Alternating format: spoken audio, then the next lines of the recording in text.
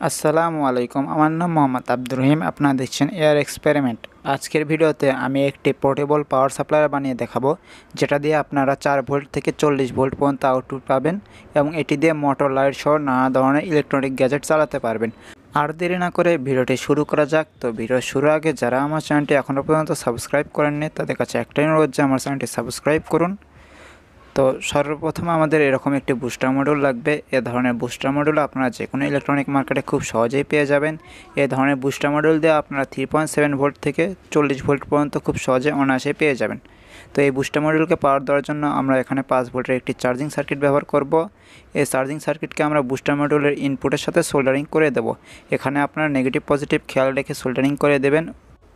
আমরা আউটপুটে কত ভোল্টেজ পাচ্ছি তা দেখার জন্য আমরা এখানে একটি ভোল্টমিটার ব্যবহার করব। ভোল্টমিটারের যে পজিটিভ এবং নেগেটিভ তার থাকবে তা আমরা বুস্টার মডিউলের পজিটিভ এবং নেগেটিভ প্রান্তের সাথে সোল্ডারিং করে দেব এবং একটি সিগন্যাল তার থাকবে তা আমরা আউটপুটের পজিটিভ প্রান্তের সাথে সোল্ডারিং করে দেব।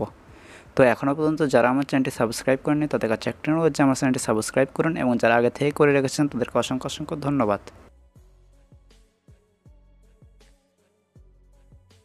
ভোল্টেজ আউটপুটের জন্য আমরা এখানে একটি ডিসি ফিমেল জ্যাক ব্যবহার করব এবং এই ডিসি ফিমেল জ্যাকটি আমরা ভোল্টেজ বুস্টার মডিউলের আউটপুটের সাথে সোল্ডারিং করে নেব।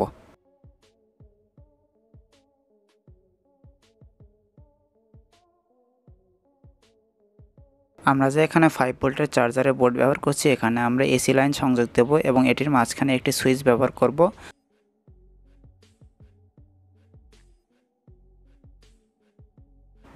সব কানেকশন হয়ে গেলে আমরা এটির জন্য একটি কেসিং বানাবো। তো কেসিংয়ের জন্য আমরা এখানে একটি প্লাস্টিকের বোর্ড ব্যবহার করছি। তো আমি প্লাস্টিকের বোর্ড কেটে আমি একটি ছোট কেসিং বানিয়ে নিয়েছি যাতে আমাদের পাওয়ার সাপ্লাইটি পোর্টেবল হয়। তো আমরা এখানে গ্লুগানের আঠার সাহায্যে পোটেনশিওমিটারটি আমরা কেসিংয়ের সামনের অংশে লাগিয়ে নেব এবং সব কিছু আমরা ভালোভাবে আঠা দিয়ে আটকে নেব যাতে কোনো সমস্যা না হয়।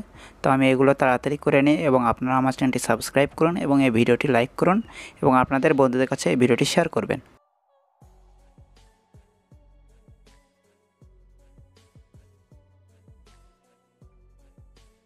তো আমি এখানে সব কিছু ভালোভাবে আঠা দিয়ে আটকে নিয়েছি। তো আপনারা ভালোভাবে লক্ষ্য করুন, দেখবেন যে আমি কীভাবে আটকে নিয়েছি এবং আপনারা ঠিক একইভাবে আটকে নেবেন এবং কারো কোথাও কোনো বুঝতে অসুবিধা হলে নিচে কমেন্ট করবেন, আমি উত্তর দেওয়ার চেষ্টা করব।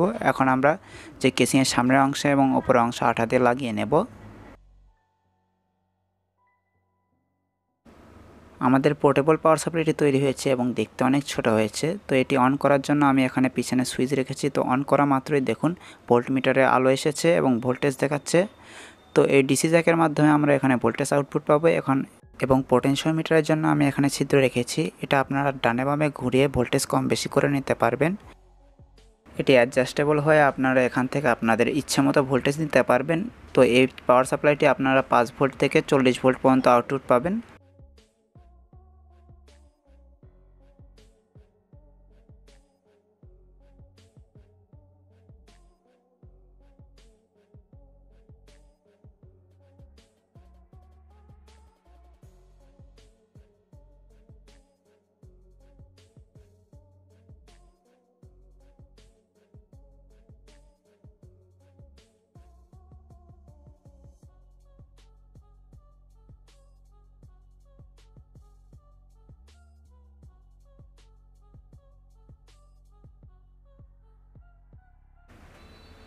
ভোল্টেজ আউটপুটের জন্য আমরা এখানে এরকম একটি কেবল ব্যবহার করব। এই কেবলটি আপনারা খুব সহজেই বানিয়ে নিতে পারবেন। তো আমরা এখানে পরীক্ষার জন্য একটি মোটর ব্যবহার করব। তো এটি একটি 4 ভোল্টের মোটর। তো চলুন এটি ঘুরিয়ে দেখা যাক যে আমাদের পাওয়ার সাপ্লাইটি কতটা পাওয়ারফুল। তো আমরা কানেকশন করব। তো দেখুন মোটরটি ঘুরছে খুব সহজে এবং আপনাদের পাওয়ার সাপ্লাইটি 4.74 ভোল্টেজ আউটপুট দিচ্ছে।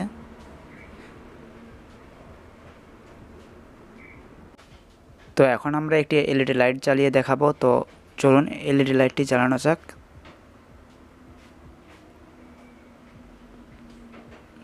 তো আমার হাতে দেখতে পাচ্ছেন একটি 4 ভোল্টের এলইডি লাইট। তো এটি জ্বালানো যাক। তো আমরা এলইডি লাইটটি কানেকশন করব।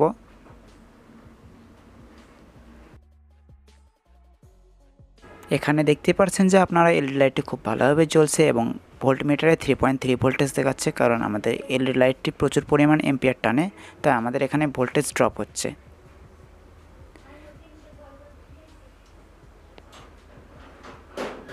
তো তো আপনাদের আজকের ভিডিওটি কেমন লাগলো তা নিচে কমেন্টে বলবেন এবং আমার এই যে পাওয়ার সাপ্লাইটি আপনাদের কাছে কেমন লেগেছে তাও নিচে কমেন্টে বলবেন।